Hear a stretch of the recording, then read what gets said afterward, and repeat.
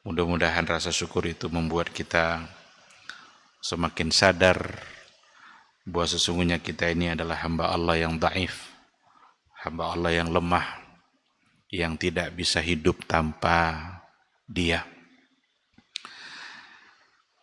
Dan mudah-mudahan syukur itu membuat nikmat selalu bertambah. La in syakartum la azidannakum wa la in kafartum inna azabi lasyadid. Sama-sama kita juga harus memperbanyak selawat dan salam untuk Rasul kita yang mulia Nabi Muhammad sallallahu alaihi wasallam. Allahumma salli ala Muhammad wa ala ali Muhammad. Mudah-mudahan kita semakin bersemangat untuk mendalami hukum dan sunnah-sunnahnya, tidak hanya sekedar menjadi ilmu dan wawasan saja, akan tetapi harus juga dalam kehidupan keseharian kita buktikan bahwa apa yang telah beliau lakukan untuk kita tauladani, apa yang telah beliau larang untuk kita jauhi. Mudah-mudahan di hari mahsyar kita bisa selamat dan berbahagia dengan mendapatkan syafaat dari Rasulullah sallallahu alaihi wasallam. Yauma la yanfa'u malun wala banun illa man atallaha biqalbin salim. Ikhwati fillah, ma'asyiral hadirin wal hadirat, rahimani Allahu wa iyyakum. Kembali kita pada malam hari ini melanjutkan kajian sirah nabawiyah, penggalan sejarah kehidupan Rasulullah sallallahu alaihi wasallam, untuk kemudian kita coba ambil ibrah, ambil iktibar, ambil hikmah. Karena belajar sirah tidak hanya sekedar belajar tanggal berapa, hari apa, tetapi apa pelajaran yang bisa kita ambil dari perjalanan sejarah kehidupan Rasulullah sallallahu alaihi wasallam. Yang terakhir yang kita bahas adalah peristiwa hijrah Rasul ke wilayah Taif, di mana tujuannya adalah untuk mendapatkan dukungan dakwah dari orang-orang yang berada di Taif. Tapi ternyata dugaan Nabi salah, yang didapatnya bukanlah dukungan, akan tetapi cemooh, hinaan, pelecehan yang datang dari masyarakat Taif. Beliau dilempar dengan batu sampai tumitnya berdarah-darah. Tetapi meskipun demikian, Rasulullah sallallahu alaihi wasallam merasa tidak kecewa dengan kehadirannya ke Taif. Kenapa demikian? Karena meskipun masyarakat Taif ketika itu menolak dakwahnya, tetapi ada satu orang dari budak Nasrani yang bernama Udas yang menerima ajaran yang dibawa oleh Rasulullah sallallahu alaihi wasallam, hanya disebabkan oleh Nabi memperdengarkan bacaan bismillah ketika beliau memakan anggur yang disodorkan oleh budak Nasrani itu. Jadi disodorkannya anggur, Nabi mengambilnya, dan Nabi memakannya dengan memulai membaca bismillah.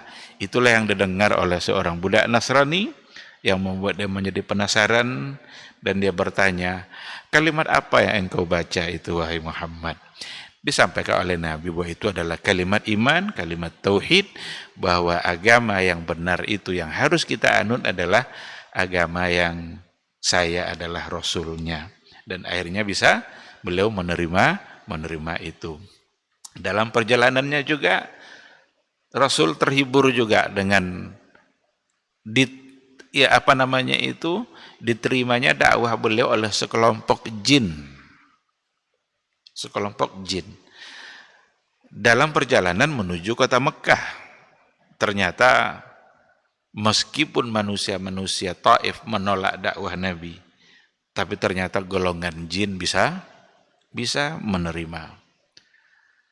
Dan itu hiburan bagi beliau, karena Allah ingin memberitahukan bahwa sesungguhnya jin dan manusia itu sesungguhnya diciptakan dengan tujuan yang sama.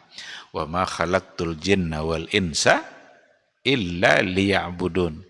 tidaklah aku ciptakan jin dan manusia kecuali semua mereka adalah untuk beribadah kepadaku.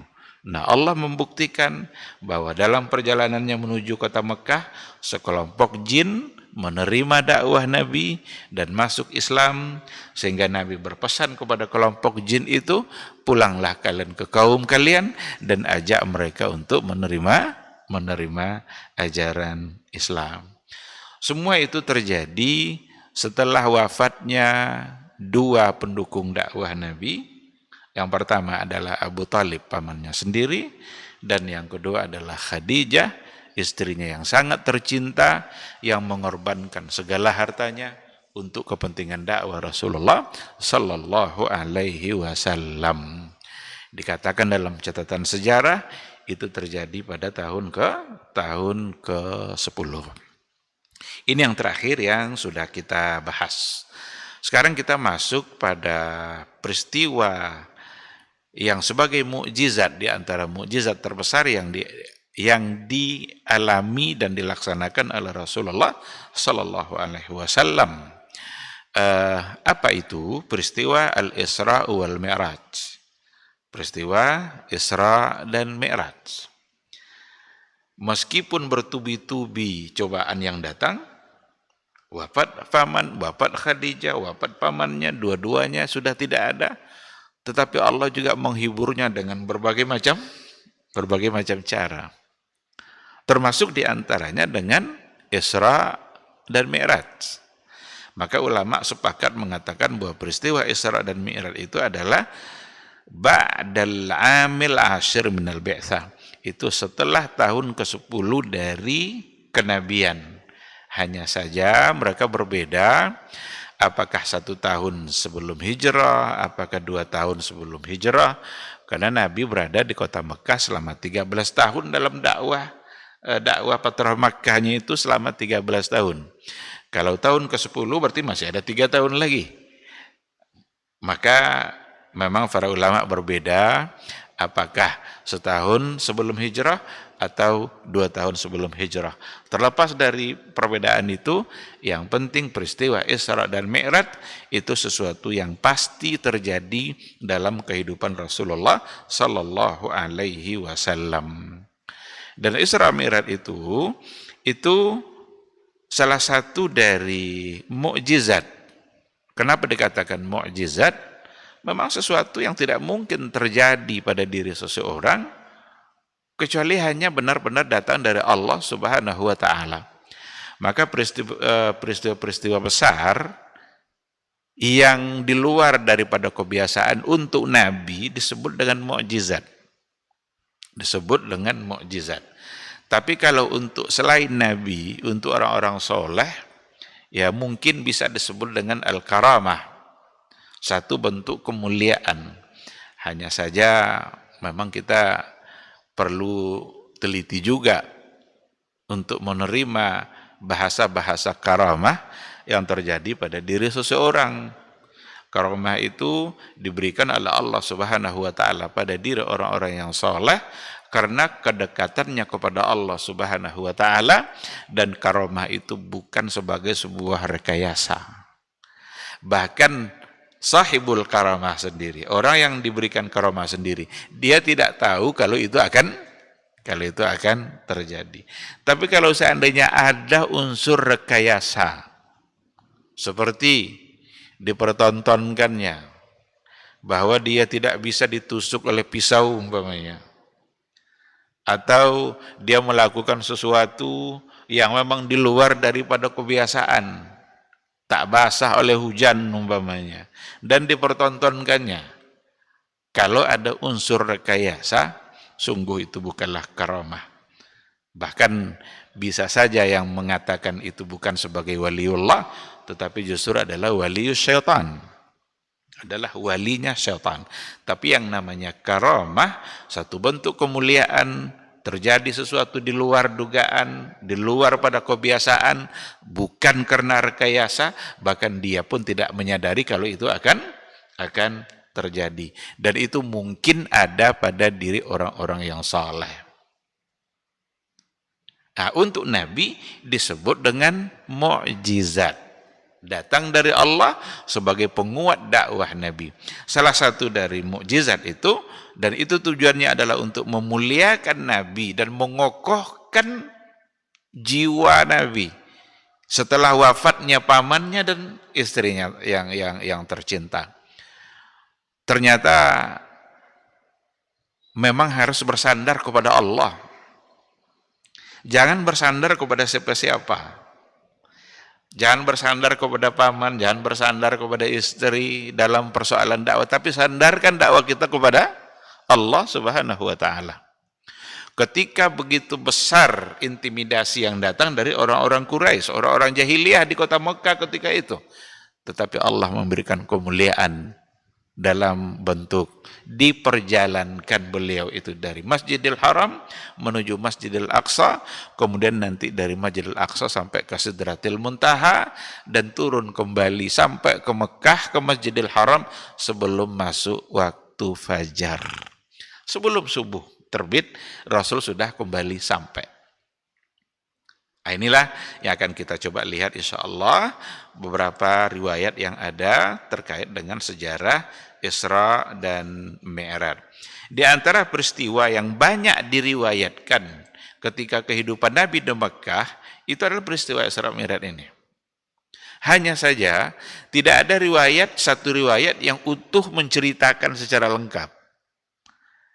Tetapi masing-masing riwayat semacam penggalan-penggalan yang kalau dikumpulkan baru menjadi sebuah kisah yang utuh. Riwayatnya banyak, tapi tidak cerita utuh dalam satu riwayat. Begitu dikatakan di dalam buku ini. Sehingga ada sekumpulan riwayat di dalam Sahih Imam Bukhari itu terdapat 20 riwayat. 20 riwayat yang bercerita tentang peristiwa Isra dan Mi'raj. Yang datang dari 6 orang sahabat. Wa inda Muslim, sedangkan di dalam Sahih Muslim itu nahwam min 18 riwayat. Lebih kurang 18 riwayat yang datang dari 7 orang sahabat. Ya, dalam Sahih Bukhari kira-kira ada 20 riwayat, sumbernya dari 6 sahabat, sedangkan dari dalam Sahih Muslim itu ada lebih kurang 18 riwayat yang sumbernya adalah dari 7 orang sahabat. Yang kalau belasan riwayat ini dikumpulkan, barulah dapat cerita utuh tentang kisah Isra dan Mi'raj. Ada beberapa peristiwa penting yang ada dalam riwayat itu. Sebelum Isra Mi'raj itu dijalani oleh Rasulullah Sallallahu Alaihi Wasallam. Apa di antara riwayatnya? Yang pertama adalah syakkus sadr. Syakkus sadr itu dibelahnya dada Nabi. Jadi ada satu riwayat yang mengatakan bahwa ba'da salatul isya, setelah salat isya di malam itu, di sini tidak disebutkan hari apa, tanggal berapa, tapi di malam beliau di Isra Mi'rajkan itu, setelah salat isya, nazala Jibril. Jibril itu turun dari langit sana, turun menemui Nabi Muhammad sallallahu alaihi wasallam di rumahnya di Makkah. Wa syaqqa sadrahu tsumma ghasalahu bima'i Zamzam. Malaikat Jibril itu syaqqa sadrahu, membelah di bedahnya dada Rasulullah sallallahu alaihi wasallam, tsumma ghasalahu bima'i Zamzam. Kemudian dia bersihkan dengan air Zamzam. Jadi hati Nabi itu dibersihkan dengan air Zamzam. Tsumma jaa bitistin min zahabin mumtali'in hikmatan wa imana. Kemudian Jibril itu datang dengan membawa sesuatu yang seperti berbentuk emas, mumtali'un hikmatan wa hikmah, yang dipenuhi oleh hikmah dan keimanan. Fa afraghahu fi sadrihi, lalu dituangkannya semuanya ke dalam dadanya Rasulullah sallallahu alaihi wasallam. Apa yang dituangkan tadi? Sesuatu yang berbentuk emas yang berisikan hikmah dan iman. Itulah sebabnya Rasulullah Shallallahu Alaihi Wasallam setiap ungkapannya selalu penuh dengan hikmah. Setiap kali ungkapan yang diucapkan oleh Nabi selalu saja di dalamnya ada mutiara. Dan Nabi tidak pernah mengeluarkan kata yang di dalamnya ada kebohongan. Karena Nabi sendiri yang mengucapkan ma kharaja min fami illal haq. Tidak ada yang keluar dari mulutku kecuali semuanya adalah kebenaran. Wajar karena memang hatinya, dadanya sudah disirami dengan iman dan hikmah. Setelah peristiwa itu terjadi, itu adalah bentuk dari persiapan dia untuk Isra. Nah, begitu dikatakan dalam riwayat, dan itu bisa kita lihat dalam Sahih Bukhari atau yang disarahkan oleh Imam Ibnu Hajar dalam kitab Fathul Bari. Syaqqus sadar, terbelahnya dada. Berarti di sini dapat kita ketahui bahwa peristiwa pembelahan dada Nabi itu ada 2 kali berarti. Yang pertama dulu ketika dia masih kecil. Ketika dia bersama anaknya Halimah As-Sa'diyah bermain-main di kebun di belakang rumahnya, tiba-tiba anaknya Halimah menjerit Muhammad kutil katanya. Muhammad dibunuh. Karena dia lihat ada orang yang datang membaringkan dia dan membelah dadanya. Lari-lari dia menemui ibunya. Ibu, Muhammad kutil. Muhammad dibunuh orang katanya. Akhirnya ibunya juga berlari-lari nengok, ternyata Nabi Muhammad tidak apa-apa. Dia masih kecil waktu itu dan malaikat Jibril pun sudah pergi. Datang kekhawatiran Halimatus Sa'diyah dengan keselamatan dia, akhirnya diantarnya pulang ke Mekah. Udahlah kalau gitu berarti Muhammad harus diantar pulang, khawatir nanti terjadi sesuatu. Maka diantarlah ke Mekah dan menemui kembali bersama ibunya. Itu yang pertama. Yang kedua adalah dalam peristiwa sebelum dia diisrakan. Maka sebelum Nabi naik ke Sidratil Muntaha, bertemu dengan Allah, maka hatinya sudah dibersihkan dulu dengan air zam-zam dan dimasukkan ke dalamnya percikan-percikan dalam bentuk emas yang berisikan hikmah dan iman. Setelah itu baru ada riwayat yang datang dari Anas, riwayat yang terpisah yang menceritakan tentang Isra. Apa kata Anas ibn Malik? Anna Rasulullah sallallahu alaihi wasallam qala. Sesungguhnya Rasulullah sallallahu alaihi wasallam berkata. Apa kata Rasul? Ini dalam peristiwa Isra-nya. Utitu bil buraq. Didatangkan kepada saya burak. Burak itu wa huwa dabbatun abyad. Dia adalah hewan yang berwarna putih, fauqal himar wa dunal bighal. Dia lebih besar daripada keledai dan lebih kecil daripada bighal. Bighal itu sejenis kuda tapi lebih kecil. Jadi lebih besar dia daripada keledai, lebih kecil daripada onta. Itulah yang didatangkan kuda. Itulah yang didatangkan kepada saya. Tentu dia di situ ada Jibril. Farakibtuhu. Maka saya mengendarainya. Berarti riwayat ini menceritakan bahwa peristiwa Isra dari Masjidil Haram menuju Masjidil Aqsa dengan menggunakan kendaraan yang disebut dengan burak. Burak itu seperti yang dalam riwayat tadi itu hewan yang berwarna putih, lebih besar daripada himar, keledai, tapi lebih kecil pula daripada kuda. Ketika hewan itu siap untuk berangkat, farakibtuhu fasara bi hatta ataitu Baitul Maqdis. Maka hewan itu berjalan membawa saya hatta ataitu Baitul Maqdis sampai ke Baitul Maqdis. Ini yang berkaitan dengan peristiwa Isra. Farubitat ad-dabbatu bil halaqah, lalu sampai di Baitul Maqdis itu diikatkan kendaraan itu dengan tali ikatannya.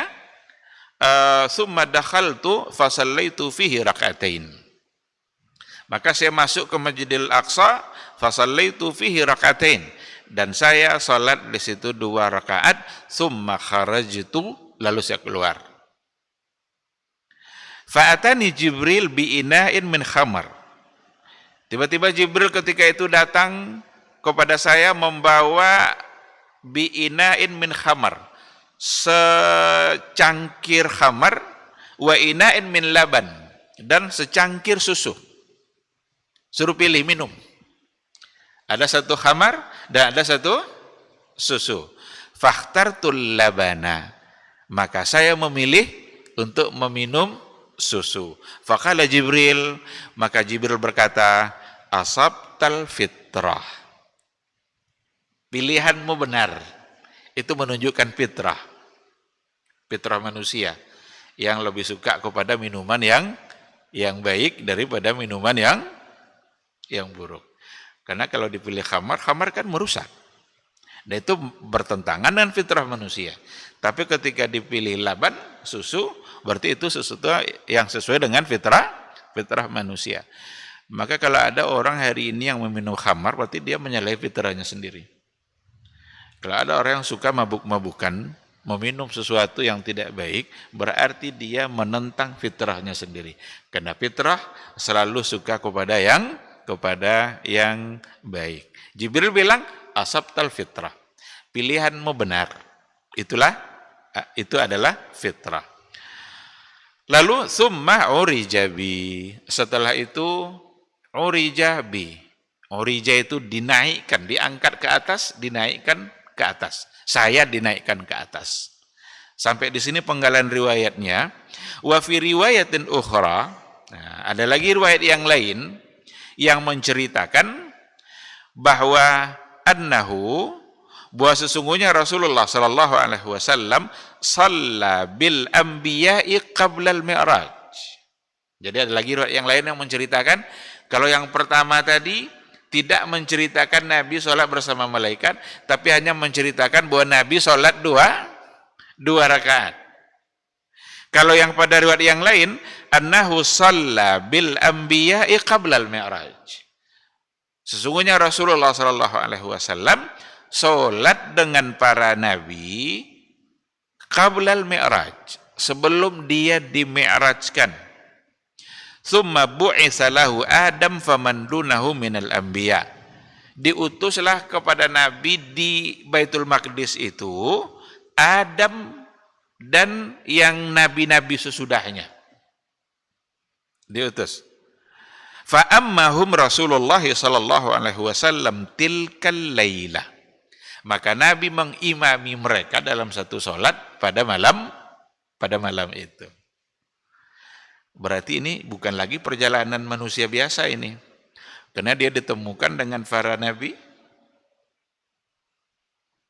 mulai dari Adam dan nabi-nabi yang lain. Fa ammahum, dan Nabi mengimami mereka.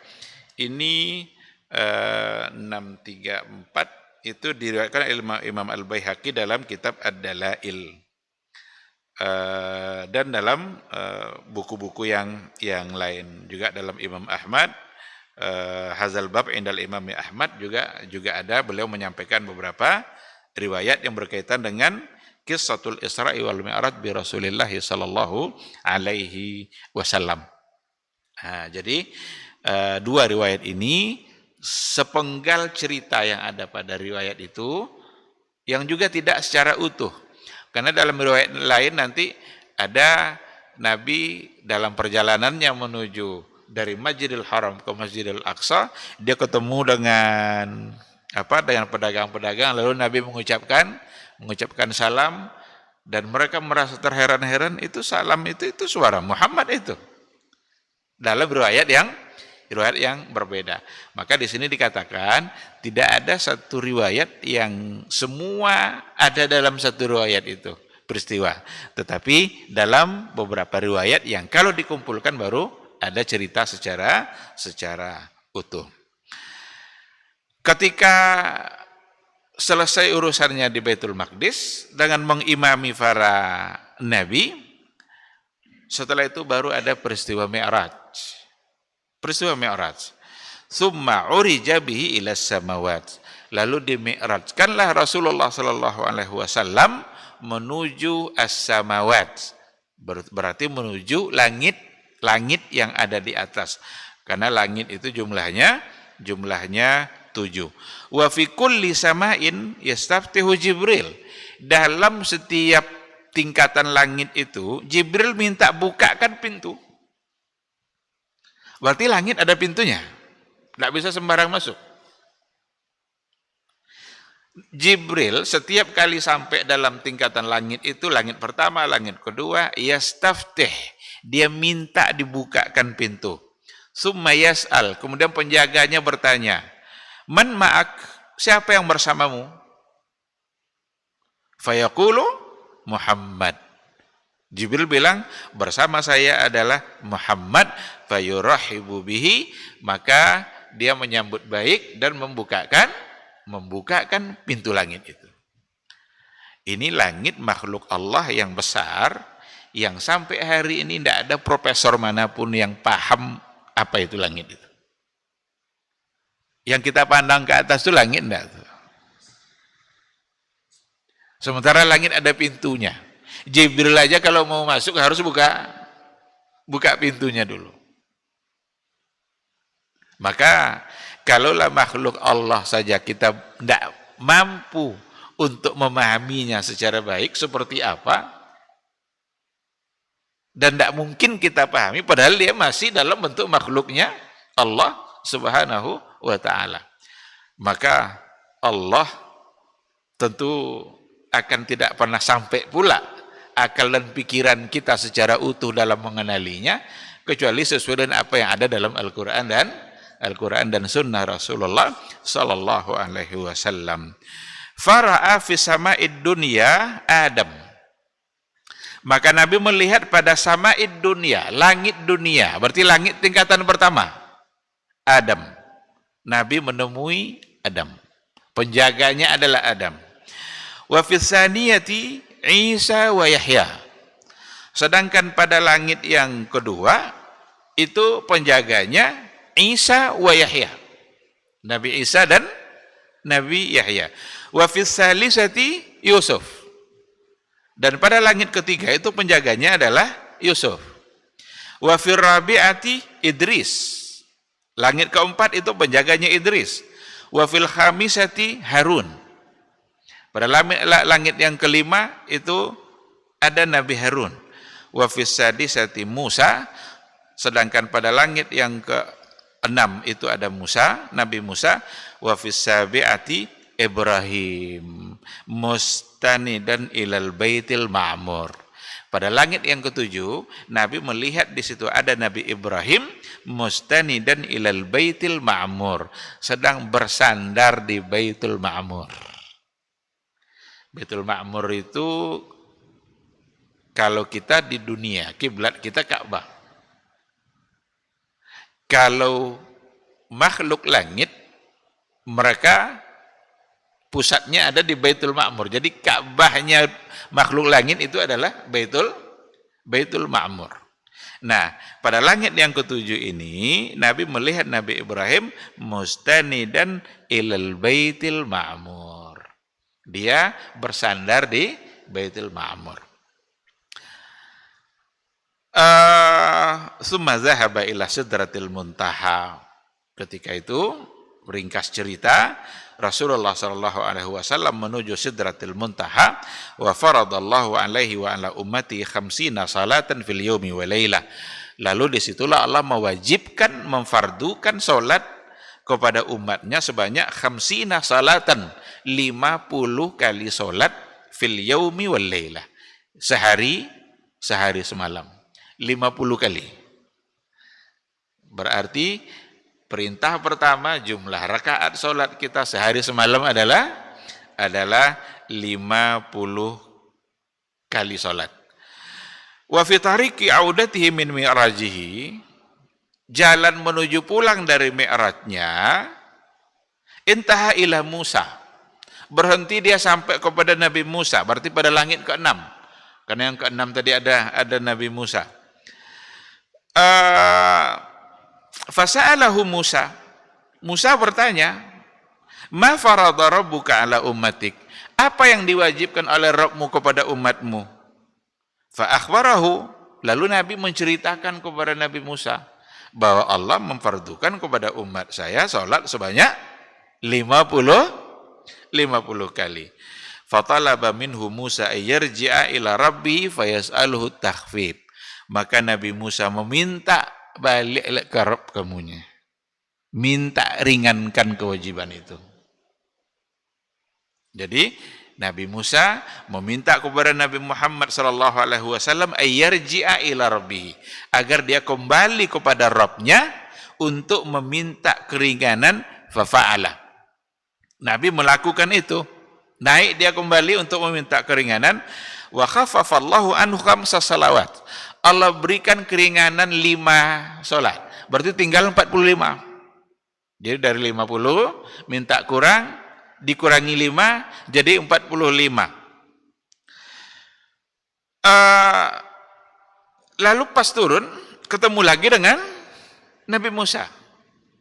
Dapat enggak keringanan? Dapat, dikurangi 5. Minta lagi kurang, naik lagi. Itu umatmu tidak akan mampu untuk melaksanakannya. Sampai udah berkali-kali untuk untuk meminta keringanan itu. Wa fi kulli marratin yatlubu minhu Musa yarji'a li rabbi. Setiap kali ketemu Nabi Musa bilang, dia usulkan, tidak akan mampu umatmu, coba balik lagi. Sampai pada akhirnya ketika tinggal 5 solat, Nabi Musa bilang minta kurang lagi, tapi Nabi mengatakan, Rasulullah SAW mengatakan, dia sudah tidak sanggup lagi untuk minta terus dengan keringanan yang 5, dan tiba-tiba Nabi mendengarkan ada dengar suara oleh Nabi di mana suara itu mengatakan, qad amdaitu faridati wa khaffaftu an ibadi. Sungguh telah aku tetapkan kewajibanku dan aku ringankan untuk hambaku. Jadi Nabi Muhammad SAW mendengarkan suara itu diucapkan, karena dia bilang sama Nabi Musa, qad sa'altu rabbi hatta stahyaitu. Sungguh saya telah meminta keringanan kepada Rabbku sampai saya merasa malu untuk meminta lagi. Tiba-tiba ada suara yang dia dengar, qad amdaitu faridati wa khaffaftu an ibadi. Setelah tetapkan kewajibanku dan telah aku berikan keringanan bagi hambaku. Hadis ini dalam Sahih Bukhari, ini Fathul Bari, ada nomornya sini juga Imam Muslim dan Imam Ahmad serta ulama-ulama hadis yang lain.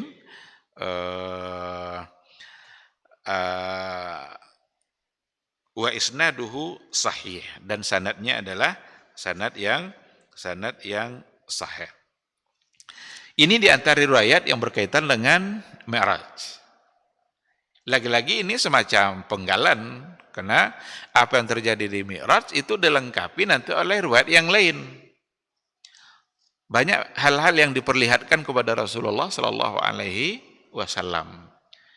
Ditengokkan kepada Nabi bentuk-bentuk siksaan dari nerakanya Allah. Ada orang yang berenang di sungai Nanah. Jibril bertanya, itu siapa itu? Kenapa dia bisa seperti itu? Ternyata pemakan riba dan lain sebagainya. Ada orang yang menggunting-gunting lidahnya sendiri. Itu semua nanti diperkuat oleh riwayat-riwayat yang lain. Yang kita baca tadi itu adalah penggalan, dan itu adalah bagian yang terpenting, dikarenakan oleh Isra Mi'raj itu adalah satu peristiwa di mana tujuannya memang Nabi untuk menjemput perintah salat. Jadi fokus dia berbicara tentang persoalan salat saja. Awalnya mendapatkan 50, ketemu dengan Nabi Musa mengusulkan minta kurang, bolak-balik Nabi, hatta istahyaitu. Sampai saya merasa malu lagi untuk meminta. Dan pada akhirnya yang menjadi kewajiban kita hanya 5 kali sholat dalam sehari semalam. Tapi sekedar untuk kita pahami bersama, salah satu dari keistimewaan Nabi Muhammad dan umatnya itu adalah mudha'afatul ajr. Itu dilipat gandakan pahala. Meskipun jumlah sholatnya berkurang, berapa kalinya itu jadi berkurang, tetapi ternyata pahalanya Allah tidak kurangkan. Awalnya 50, sekarang jadi 5. Dalam syariat Nabi Muhammad SAW sebagai keistimewaan kekhususan Nabi, dilipat gandakan pahala. Bahkan satu kebaikan diberi 10. Sekarang dengan adanya 5 kali sholat, 5 kebaikan, dan satu kebaikan dinilai 10, berarti 5 kali 10 jumlahnya 50. Meskipun dikurangi beban kerjanya, tetapi pahalanya tidak dikurangi oleh Allah Subhanahu wa taala. Kita mau enggak tuh kalau dikurangi beban kerja tapi gajinya tetap. Awalnya gajinya 50 juta. Nih 1 2 3 4 5 6 7. Sekarang dikurangi kerja tapi gaji tetap 50 juta. Mau? Saya kira sangat mau sekali. Nah, itu yang terjadi pada syariat Rasulullah sallallahu alaihi wasallam. 50 salatnya tidak jadi, dikurangi menjadi 5, tapi pahalanya tetap pahala untuk 50. Karena satu kebaikan itu al-hasanatu bi asyri amsalihah. Satu kebaikan itu dinilai sama dengan 10.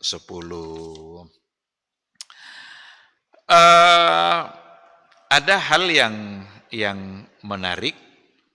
Kalau untuk Isra itu disebutkan kendaraannya, di mana Nabi sendiri mengatakan utitu bil burak, didatangkan kepada saya burak, hewan. Tetapi hewan ini tidaklah sama dengan, kalau ada kita lihat nanti ada lukisan-lukisan gambar di dinding hewan bersayap, berparas wanita cantik, itu bukan itu. Itu enggak tahu rekaan siapa itu gambar itu. Tetapi Nabi menggunakan kendaraan burak, memang ada riwayat. Dan sebenarnya secara bahasa burak itu artinya kilat. Barak itu kan artinya kilat. Karena memang kendaraan yang cepat. Coba bayangkan Masjidil Haram sampai ke Masjidil Aqsa. Orang biasanya 2 bulan. Sekarang dalam hitungan jam. Begitulah kecepatannya. Jadi untuk Isra, secara terang riwayat mengatakan Nabi pakai kendaraan. Tetapi untuk Mi'raj tidak ada lagi keterangan Nabi pakai kendaraan. Yang ada adalah urija ilas sama, urija bi ilas sama. Saya dinaikkan ke atas. Apakah masih bersama burak atau tidak? Wallahu alam. Tapi yang jelas setelah Isra Nabi melakukan Mi'raj. Para ulama memang memberikan komentarnya seperti itu. Tidak ada kepastian bahwa Nabi naik ke langit dengan kendaraan yang tadi. Karena tidak secara terang dikatakan bahwa dia menggunakan kendaraan itu. Tapi untuk Mi'raj, terang, jelas. Karena Nabi sendiri mengatakan bahwa dia Isra'nya adalah dengan menggunakan burak. Kemudian peristiwa pulangnya, apakah pulangnya itu ke Masjidil Aqsa lagi lalu Masjidil Haram? Atau dari Sidratil Muntaha terus turun langit pertama sampai kembali ke Masjidil Haram? Tidak ada lagi riwayat yang mengatakan bahwa pulangnya kembali kepada Masjidil Aqsa. Tetapi dia sudah diceritakan sudah sampai ke Masjidil Haram kembali sebelum fajar subuh. Jadi perginya Haram, Aqsa, Sidratil Muntaha. Pulangnya tidak lagi ada cerita bahwa dia kembali ke Masjidil Aqsa, tapi hanya diceritakan bahwa dia sudah sampai ke Masjidil Haram sebelum masuk waktu fajar. Dan semua itu kenapa harus ke Masjidil Aqsa dan lain sebagainya, itu tentu saja ada ada hikmah yang ada di balik itu, diceritakan oleh para ulama atau disimpulkan oleh para ulama melalui riwayat yang ada, betapa keterkaitan syariat antara nabi dan nabi yang lain itu ditunjukkan dalam peristiwa Isra itu sendiri. Bahwa Masjidil Aqsa yang merupakan kiblat umatnya nabi yang sebelumnya, bahkan menjadi kiblat di awal-awal bagi Nabi Muhammad selama 16 bulan. Dan sekarang dari Masjidil Haram ke Masjidil Aqsa, berarti ada satu kesatuan akidah, ada satu kesatuan tauhid yang sama. Antara nabi itu mereka memiliki konsep tauhid yang sama. La ilaha illallah, yang berbeda itu hanya ada pada tataran syariat. Jadi bukanlah merupakan sesuatu yang terpisah, bahwa nabi sendiri pun mengatakan bahwa dia menyempurnakan apa yang sudah ada sebelumnya yang datang sebagai syariat bagi nabi-nabi yang sebelumnya. Kita baru membicarakan beberapa riwayat dalam sejarah Isra Mi'raj. Kita belum masuk pada apa pelajaran-pelajaran yang ada dan juga bagaimana sikap orang Quraisy tentang peristiwa Isra Mi'raj. Dulu kan orang-orang Quraisy pernah menentang Nabi. Kalau benar kamu Nabi, coba naik ke langit sana. Ditantangnya untuk naik ke langit. Jadi permintaan orang Quraisy itu macam-macam. Tapi Nabi mengatakan, Subhana Rabbi, hal kuntu illa basharan rasulah. Maha suci Rabbku, saya ini hanyalah manusia biasa. Bagaimana mungkin saya bisa naik ke langit? Tapi ternyata ketika terjadi peristiwa Isra Mi'raj, meskipun Allah hendak menyebutkan itu sebagai bantahan dan jawaban permintaan mereka, tidak ada sedikit Allah singgung itu. Tapi ketika Nabi sudah dinaikkan ke langit sana, mereka justru yang pertama menolaknya.